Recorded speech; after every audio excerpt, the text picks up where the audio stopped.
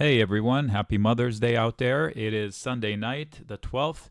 Last week was incredibly bullish. Yes, we are at all-time highs. If we rally 0.7%-ish on Monday, we would be into a new all-time high on the S&P. Now, I'm going to bring up emotions up here because we are emotionally charged. And it's easy to get upset if you're a bearish or a bear and you don't agree with the fact that why are markets rising when the economy is not. So every side is making sense to a degree. And then we have the Fed and the government's intervention, which are not allowing us to price risk where it needs to be priced. The Fed is promising some relief with a QE-like rate cuts without even having problems. So as a bull, what I would do is not start conviction investments long term, all in. As a bear, if I'm shorting by buying puts along the way in this rally, I'm probably getting caught. The easier way to short is on big up days to sell some risk above, like a credit call spread, or sell a covered call of stocks I own. And I'm going to show you one outlier, the IWM. And they are nowhere near their highs. If you want to see a visual to where the all-time high was, it's way up there.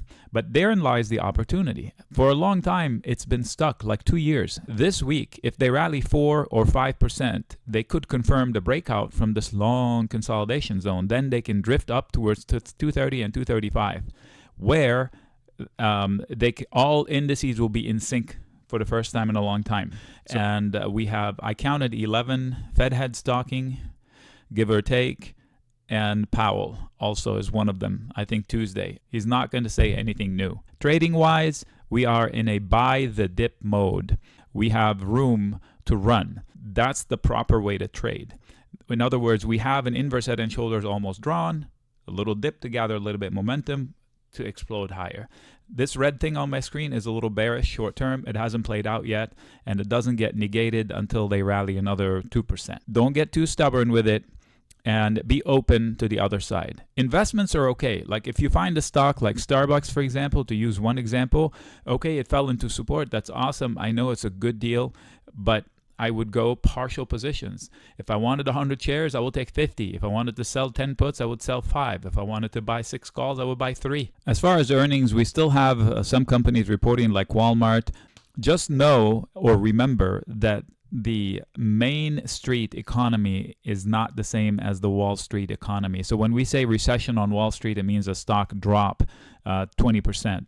Correction on Wall Street is 10%, versus a recession in the Main Street economic statement is completely different, okay? Just keep those two in check. This is a weekly check. I'll leave you with that to show you how bullish things are and how easy it is for the bulls to just explode 2 to 10% higher. Just keep in mind that the SPY can reach 530 with no problem, and 560 would not be unforeseen. We've mentioned these numbers weeks and weeks ago once we broke out from this point right there, 460. All right, I will have an update to this midweek and also every morning this week.